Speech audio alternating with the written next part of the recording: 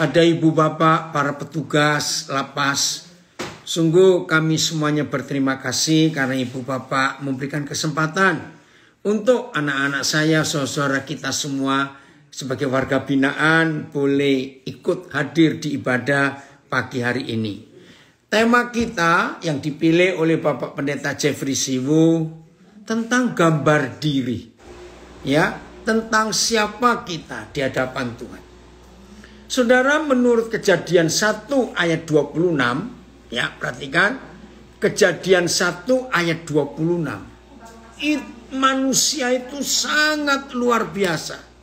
Manusia itu sempurna. Bahkan sempurnanya seperti yang menciptakan. Baik, kita akan baca ya. Kejadian 1 ayat 26. Wih, betapa keren ya Tuhan menjadikan kita manusia ini sebagai ciptaannya. Ya. Berfirmanlah Tuhan, baiklah kita menjadikan manusia menurut gambar dan rupa kita. Saudara, nggak main-main ya. Jadi manusia itu segambar serupa dengan Tuhan. Keren ya? Wih, itu dahsyat sekali.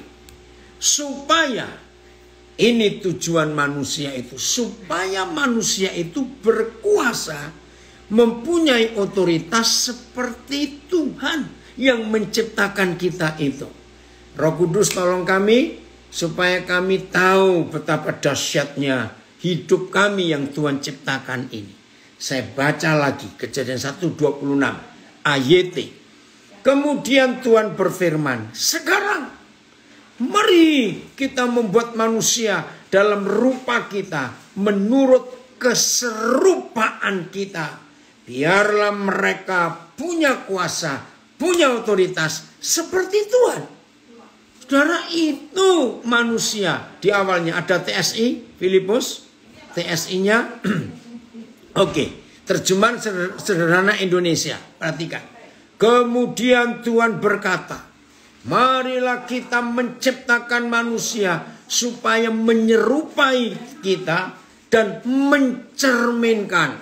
Wah, ini terjemahnya beda. Mencerminkan, menggambarkan, mewujud nyatakan sifat-sifat kita, sifat-sifat Tuhan. Mereka akan berkuasa seperti Tuhan. Wah, ini janji yang sangat hebat, saudara. Itu pada awalnya saudara dan saya sehebat itu. Nah, si kunyuk, tahu ya si kunyuk ya, si setan itu tidak terima. Gambar yang begitu luar biasa yang ada di hidup manusia ini dirusak. Seperti lukisan yang luar biasa indahnya dicoret-coret, dikacaukan. Nah, itulah dosa. Makasih Lambas Oras. Papa senang kamu ikut belajar. Nah, sejak dosa masuk dalam hidup kita manusia, maka gambar ini jadi rusak. Yang seperti Tuhan seharusnya jadi, maaf, seperti setan manusia ini. Maka itu berapa kali kita mendengar, Pak Pendeta Yohanes Sudarma boleh gabung di sini. Ya, senang sekali saudara. Tadi pagi. Oh, kemarin malam jadi waktu Indonesia. Ya, saya pelayanan di gereja Life Change Baptist Church. Nah ini. Nah, coba Pak Yohanes Sudarma lihat ada 12 penjara yang ikut sekarang ini. Luar biasa. Oh, wow. Iya, 12. Luar biasa. Tadi yang mimpin pujian itu dari Sangir Talaut. Puji Tuhan. Ini jadi kami setiap Senin, Rabu, Jumat.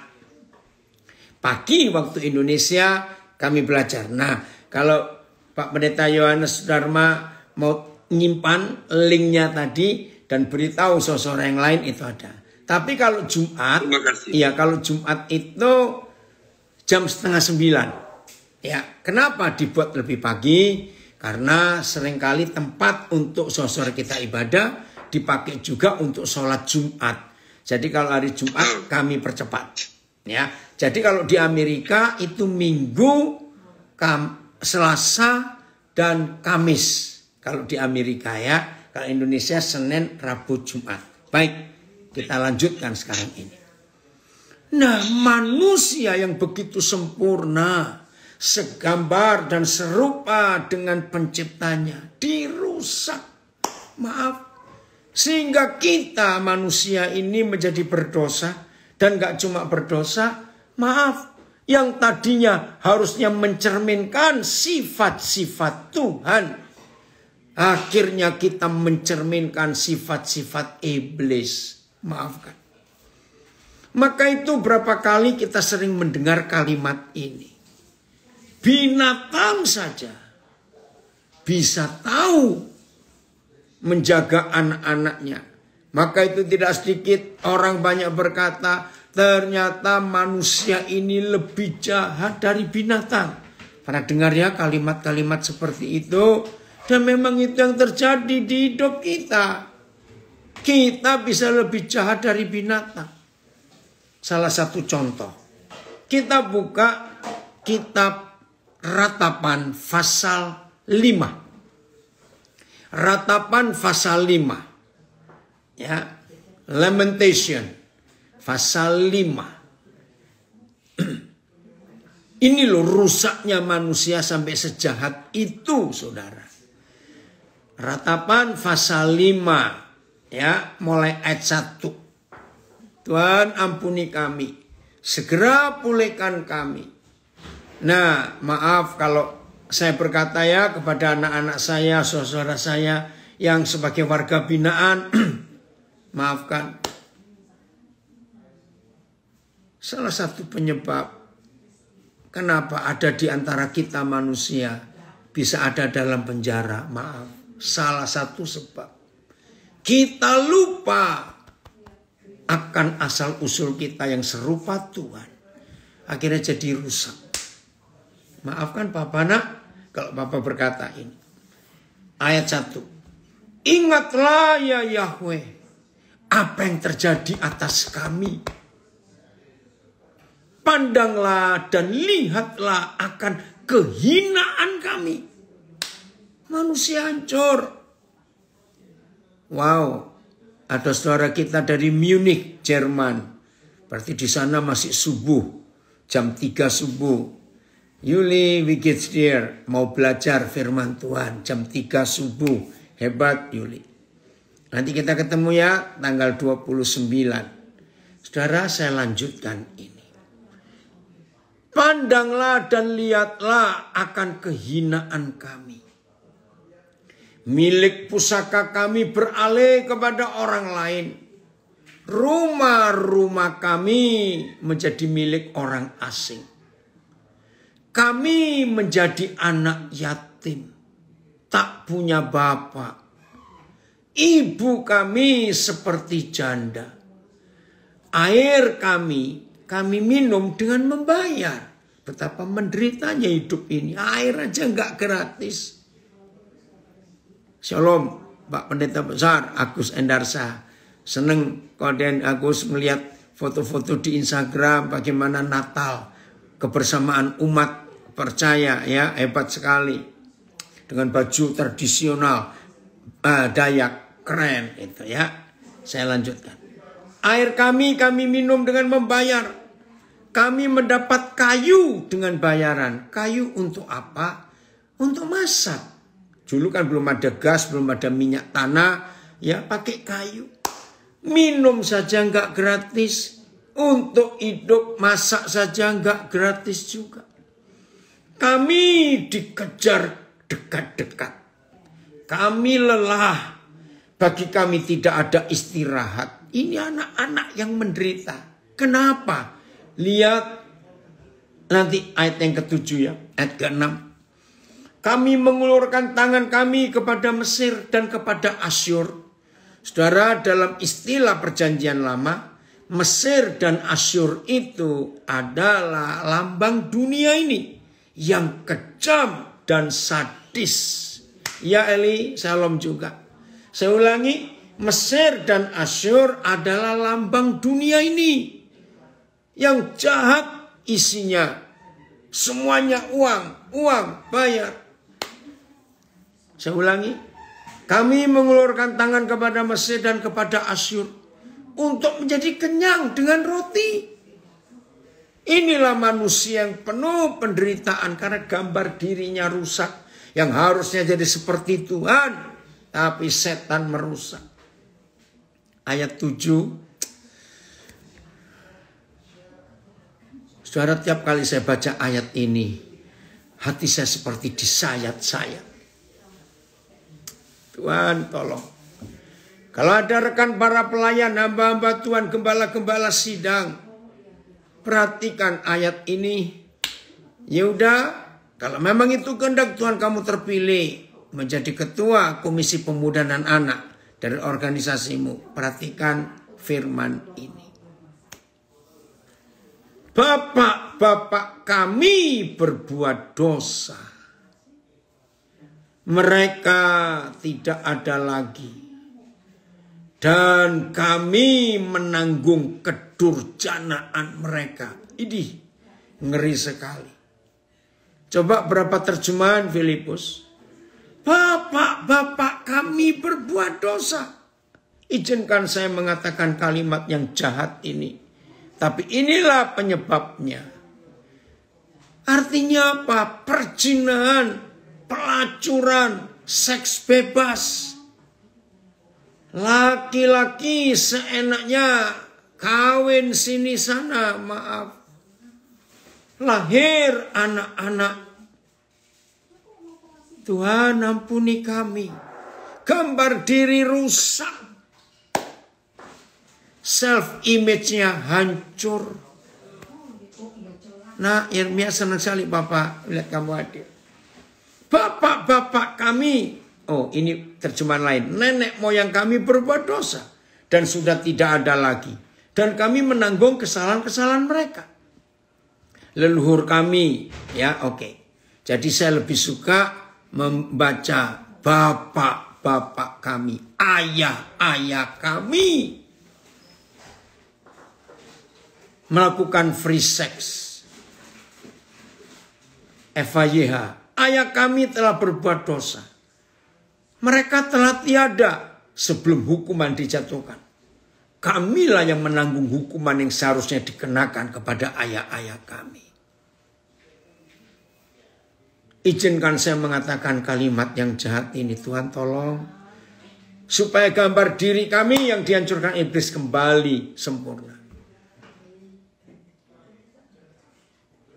Jangan asal kawin dan asal beranak saja. Maaf.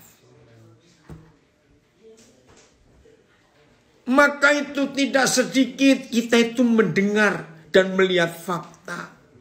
Maaf ya, maaf. Seorang ibu punya 3 anak. Maaf Tuhan, tolong. Seorang ibu punya 3 anak. Ternyata 3 anak ini beda-beda bapaknya. Tuhan tolong. Jangan menyalahkan para wanita. Saya bisa merasakan penderitaan para wanita. Maaf karena 1-2 lahir anak pertama. Bapaknya lari. Sebagai ibu yang punya bayi tapi nggak punya ayah bayi ini. Wajar. Pengen ada pendamping yang bisa melindungi dia dan anaknya. Ketemu seorang pria. Ternyata setan merusak pria itu. Lahir anak kedua. Tapi bapaknya lari. Orang Amerika tahun 80-an membuat istilah single mother. Ibu tunggal dengan 2 anak, 2 bapak. Gak lama karena dia butuh pendamping untuk 2 anaknya. Maafkan saya harus ngomong ini. Ketemu pria lain, hancur, punya anak ketiga, ditinggal lagi. Tolong nanti Pak Pendeta Jeffrey Siwu jelaskan kenapa milih tema ini sekarang ini.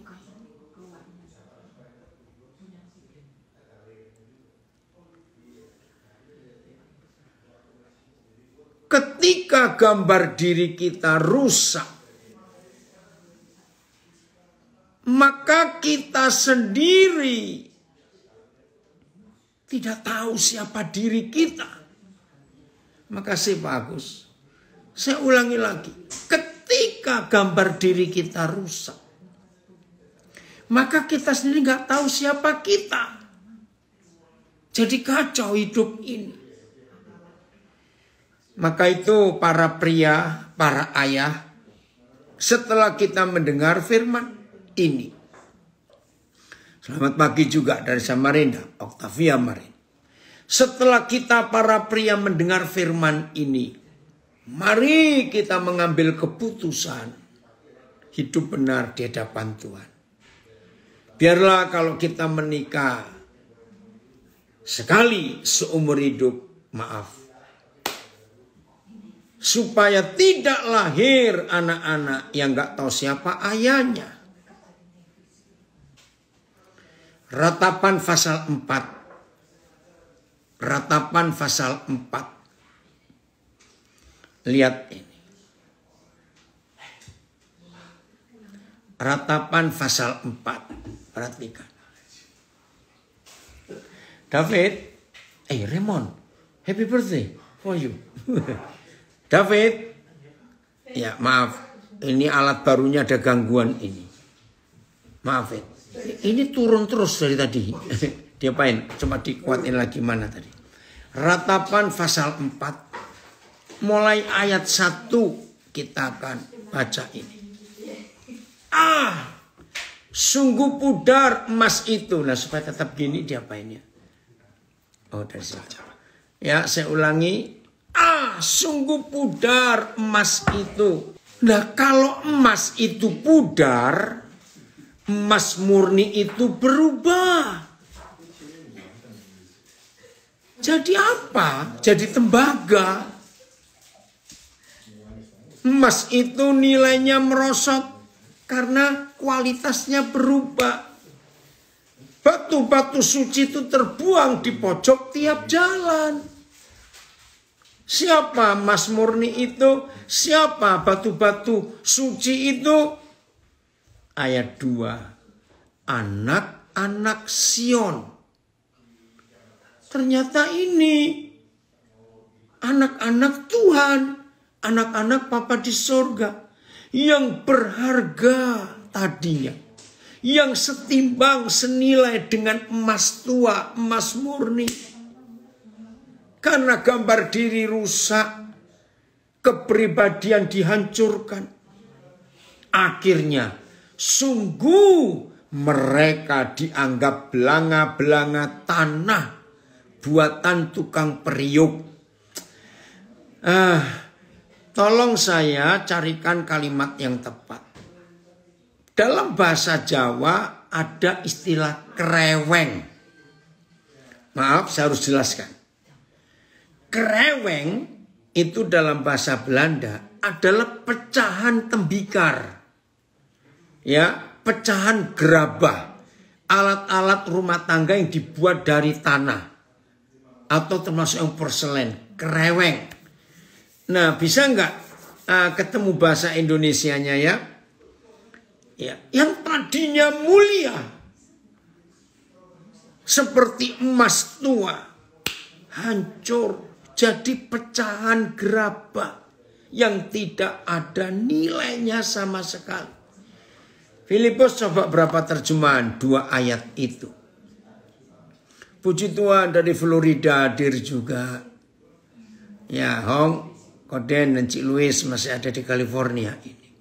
Saudara lihat ayat ini. Menyedihkan sekali. AYT. Anak-anak laki-laki Sion yang berharga, yang tadinya sebanding dengan emas murni.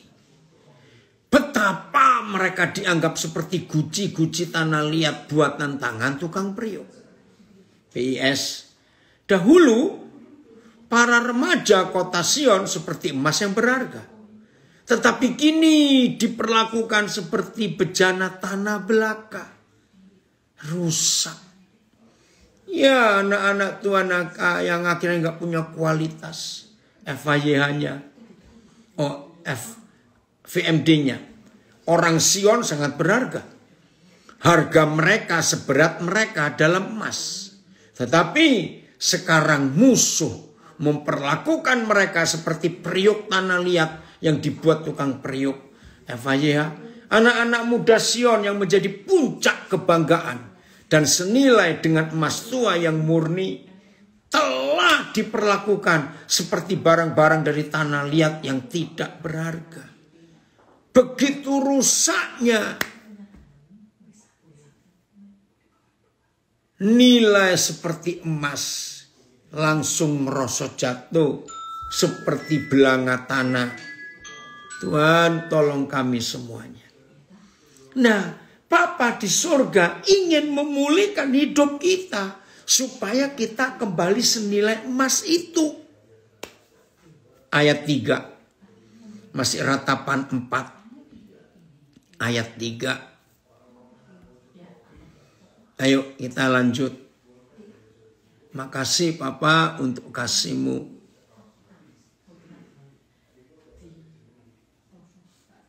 Oke. Ketika kita ingin melihat gambar diri, tentu akan berurusan dengan cermin. Yesus mengajarkan kita agar bereaksi, jangan seperti cermin. Jangan membiarkan orang lain menentukan sikap kita. Yesus mengajarkan kita untuk memberkati, mengampuni meski kita dicaci maki. Yesus tidak mengajarkan mata ganti mata, gigi ganti gigi. Karena jika demikian maka tidak ada bedanya dengan orang dunia. Kalau kita hanya seperti cermin yang memantulkan sikap mereka. Betul, ini dari lapas perempuan. Ya. Nah ini loh saudara yang saya mau katakan tadi. Binatang saja punya kepribinatangan. Tapi manusia hancur. Serigala pun memberikan teteknya dan menyusui anak-anaknya. Tetapi putri bangsaku telah menjadi kejam seperti burung unta di padang pasir. Nanti saya jelaskan. AYT.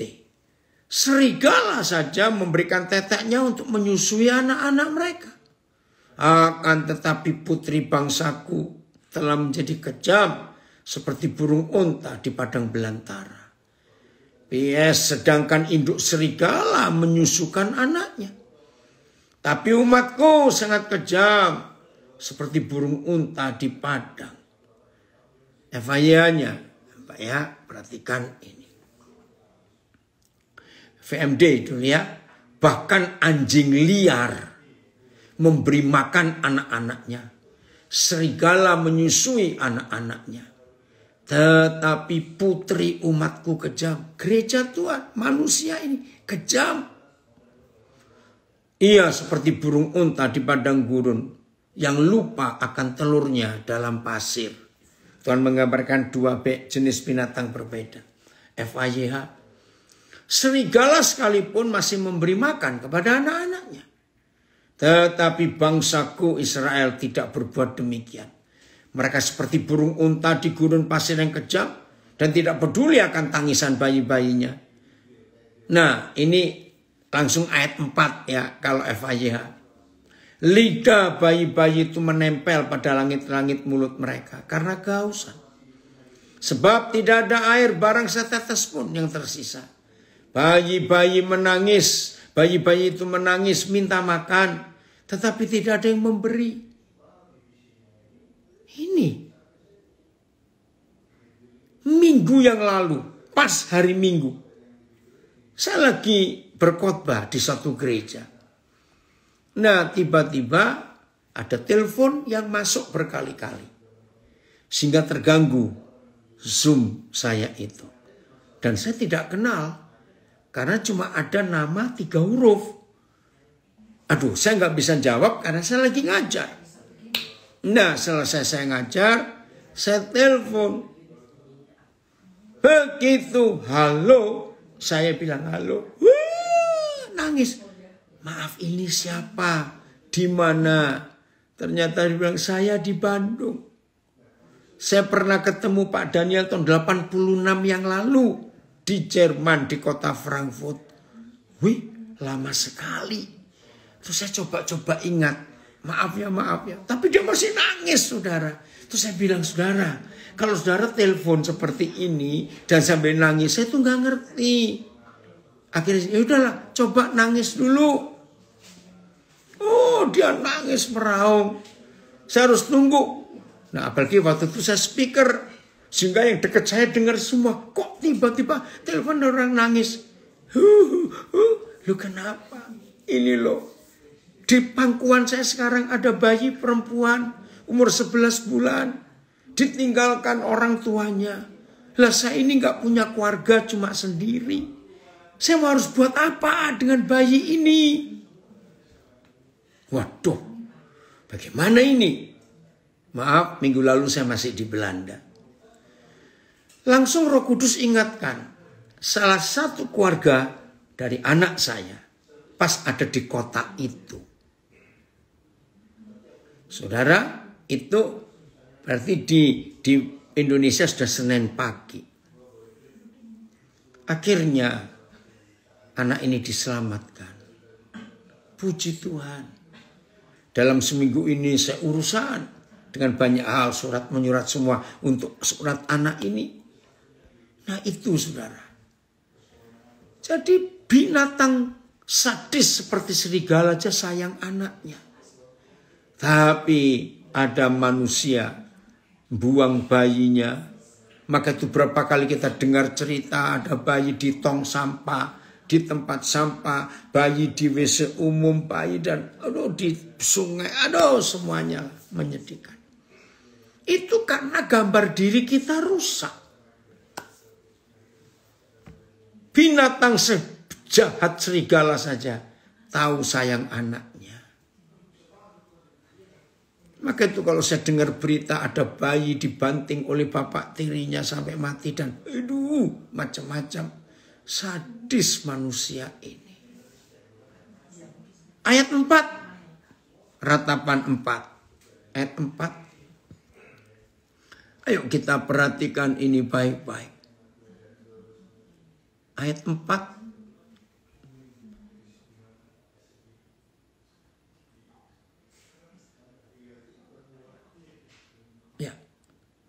Lidah bayi melekat pada langit-langit karena haus. Kanak-kanak meminta roti tapi tak seorang pun yang memberi.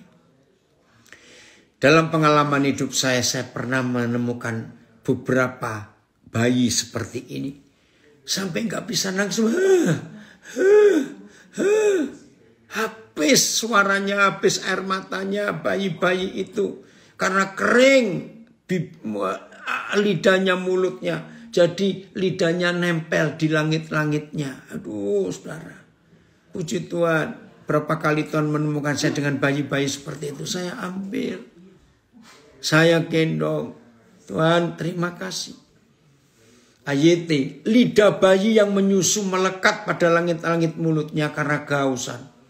Anak-anak meminta roti tetapi tidak ada yang membaginya untuk mereka. Bayi-bayi tidak disusui. PS sehingga mati kehausan. Tuhan tolong. Anak-anak minta makan tapi tak ada yang memberikan. Ini loh keadaan dunia sekarang ini. Betapa jahatnya. Maka itu kalau saudara punya fasilitas rumah besar, pekerjaan saudara menghasilkan banyak uang, jangan pelit. Selamatkan bayi-bayi seperti itu. Selamatkan mereka. VMD. Bayi-bayi sangat haus, lidah mereka lengket pada langit-langit mulutnya.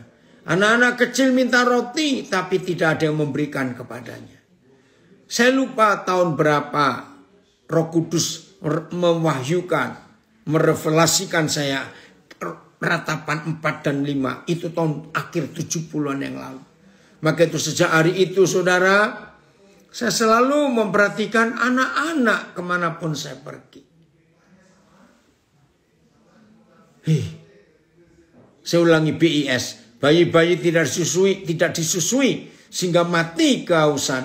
Anak-anak minta makan tapi tidak ada yang memberikan. Terus VMD, ayo kita semua, saudara yang punya fasilitas, kekayaan, rumah besar dan macam-macam, ayo kita menyelamatkan banyak orang. Ayo kita ubah hidup manusia yang hancur gambar dirinya. Bayi-bayi sangat haus, lidah mereka lengket pada langit-langit mulutnya. Anak-anak kecil meminta roti tapi tidak ada yang memberikan kepadanya. FYI, sudah tadi ya ayat 3. Oke. Nah, semua ini terjadi karena gambar diri yang rusak. Belum selesai. Waduh, ada yang lebih sadis. Lihat ayat 5. Tuhan tolong kami, ampuni kami. Supaya sejak hari ini tidak ada lagi kejadian yang jahat sadis seperti ini. Apa itu? Oh, bukan ayat 5. Coba ayat 6. Itu loh, ada ibu yang merebus anaknya sendiri. 7, ayat 7, maaf. 7, Filipus. Atau 10, maaf, ayat 10. Ayat 10, ratapan 4. Ya, ini dia. Oh Tuhan, jangan terjadi lagi. Sejak hari ini cukup Tuhan, cukup dalam nama Yesus. Dengan tangan sendiri. Wanita yang lemah lembut memasak kanak-kanak mereka. Untuk makanan mereka. Tatkala runtuh putri bangsaku. Sadis. Ibu-ibu merebus anak-anaknya untuk makan. Mungkin saudara nggak percaya. Tapi ini fakta. Ada beberapa daerah di Indonesia, khususnya Jawa Barat bagian utara. Ibu-ibu menjual anak perempuannya karena ekonomi. Maaf. Ada suami istri karena ekonomi. Ini kejahatan seksual yang mengerikan. Anak-anak perempuan mereka dijual. Saudara perhatikan. Dari Brisbane. Dunia dan bumi sudah tidak tahan dengan kejahatan-kejahatan dan kerakusan manusia pada akhir zaman ini. Kita tunggu Tuhan Yesus untuk datang kembali secepatnya. Setuju nak? Jadi ada zaman sekarang orang tua makan anaknya, merebus anaknya. Coba terjemahan lain Filipus. Karena ekonomi, karena kejahatan seksual. Wih, ngeri sekali. Tangan perempuan-perempuan penyayang merebus anak-anak mereka sendiri. Mendengar ini. Anak-anak itu menjadi makanan mereka selama penghancuran putri bangsaku. Jadi merosotnya sedalam ini. Sangat dahsyat bencana itu yang menimpa umatku. Sehingga ibu-ibu yang berhati lembut merebus anak sendiri untuk pengisi perut. Ada ya? Ngeri. Terus. VMD.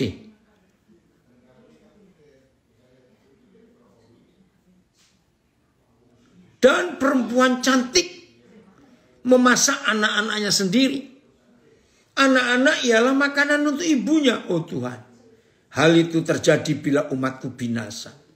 Ya, perempuan-perempuan yang halus budi bahasanya tega untuk memasak dan memakan anak-anaknya sendiri demi mempertahankan hidup selama kehancuran bangsaku.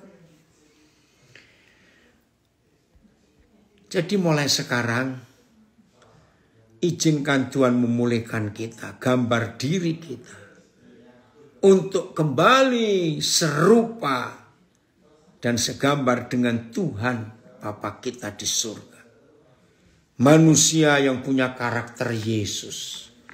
Manusia yang hidup di dalam kebenaran yang sesungguhnya dalam hidup ini. Karena kalau ini terjadi dalam hidup kita, saudara, maka bumi akan jadi seperti surga. Nah, terus gimana cara memulihkan gambar diri yang sudah rusak? Kita lihat 2 Korintus 5 ayat 17. Gampang kok, gampang sekali. Ya, 2 Korintus 5 ayat 17. Gimana supaya gambar diri kita nggak rusak lagi? 2 Korintus 5 ayat 17. Begini kata Tuhan. Jadi siapa yang ada di dalam Kristus, ia adalah ciptaan baru. Yang lama sudah berlalu, sesungguhnya yang baru sudah datang. Haleluya. Jadi siapa yang ada di dalam Kristus, ia adalah ciptaan baru. Hal-hal yang lama sudah berlalu. Lihatlah, hal-hal yang baru sudah datang. Terima kasih Bapak. PS, orang yang sudah bersatu dengan Kristus menjadi manusia baru sama sekali. Yang lama sudah tidak ada lagi. Semuanya sudah menjadi baru. Semuanya loh. TSI. Yang penting, ketika seseorang bersatu dengan Kristus, dia menjadi ciptaan baru. Cara hidup yang lama sudah berlalu. Segalanya menjadi baru. Haleluya. Jadi ini yang Papa tunggu. Gampang. Hanya kembali bertemu Tuhan Yesus. Nah, maaf ya. Jangan terjemahkan, oh harus menjadi orang Kristen, harus beragama Kristen. Tidak. Maka itu tidak sedikit orang yang rajin beribadah ke gereja. Tapi orang seperti itu belum tentu bersatu dengan Kristus. Belum tentu. Maaf ya, karena hanya melakukan ritual kekristenan, tapi tidak pernah bersatu dengan Kristus Yesus. Maka gambar dirinya belum betul. Harus masuk di dalam Yesus. Artinya berjumpa Yesus secara pribadi. Lihat Yohanes pasal 4, nggak usah dibuka ayatnya. Mulai ayat 1. Oh, bukan mulai ayat 1. Mulai ayat berapa itu ya, ketika Tuhan Yesus berjumpa perempuan Samaria di Yohanes 4, ya, nanti cari. Maaf, perempuan itu kan pelacur. Ya, saya ulangi, perempuan itu kan pelacur. Maaf. Ya. Betul, Filipus, melupakan masa lalu. Perempuan itu pernah ngumpulin 5 laki-laki. Dan bukan suaminya. Dan ketika dia berjumpa Tuhan Yesus siang hari itu, ada laki-laki ke-6 di rumahnya. Maaf. Lah, apa profesi seorang wanita punya koleksi 6 laki? Maaf, itu kan pelacur. Saudara, ayo hari ini kita berubah. Nah, siang itu dia berjumpa Tuhan Yesus. Enggak sampai 1 jam perjumpaan itu. Enggak sampai 1 jam. Perjumpaan dengan Tuhan Yesus enggak sampai 1 jam itu merubah seluruh hidupnya, gambar diri yang rusak. Dan begitu drastis, begitu cepat proses perubahannya. Akhirnya dia menjadi penginjil pertama di dunia. Wow. Kita lihat itu Yohanes 4 ayat 39. Jadi penginjil pertama di dunia, maaf, bukan lulusan sekolah teologi manapun, tapi penginjil pertama di dunia itu pelacur. Saya nggak berkata mantan pelacur. Loh kenapa? Karena waktu dia pergi dari rumahnya menuju ke sumur Yakub, itu masih berstatus pelacur. Karena laki-laki keenam masih di rumahnya. Nah waktu dia pulang setelah berjumpa dengan Tuhan Yesus, yang cuma sekian puluh menit, nggak sampai 1 jam. Itu kan masih pelacur, maaf. Karena laki-laki yang keenam masih ada di rumahnya. Tapi lihat ayat 39. Dia menjadi penginjil pertama di dunia. Keren surga itu. Dan banyak orang Samaria. Enggak 1 2 loh, banyak. Orang Samaria dari kota itu telah menjadi percaya kepada Yesus. Karena perkataan perempuan itu yang bersaksi. Banyak orang percaya Yesus. Bukan karena dia berkhotbah. Dia bersaksi. Apa bedanya berkhotbah dan bersaksi? Beda. Berkhotbah harus sekolah. Bersaksi nggak perlu sekolah atau kuliah. Bersaksi itu cuma menceritakan ulang apa yang dialami, dilihat, didengar, dan dirasakan. Titik. Yang bersaksi, yang mengatakan kepadaku segala sesuatu yang telah aku perbuat. Hanya gara-gara itu hidupnya berubah. Saudara, siapapun manusia yang kita jumpai dan hidupnya hancur dan rusak. Tapi kalau berjumpa dengan Tuhan Yesus, bukan masuk agama Kristen, tidak. Maka dia adalah kejadian baru, ciptaan baru yang lama sudah lenyap. Dan gambar dirinya, self-image-nya, itu diperbarui, dirubah. Jadi seperti yang semula dijadikan. Itulah kekuatan Injil. Jadi kita harus menyatakan kuasa Injil, bukan mengkristenkan orang, tidak. Coba lihat 1 Timotius 2 ayat 4. Pak Pendeta Jeki siap-siap ya setelah ini. 1 Timotius 2 ayat 4. Lihat apa yang Bapak inginkan atas hidup kita.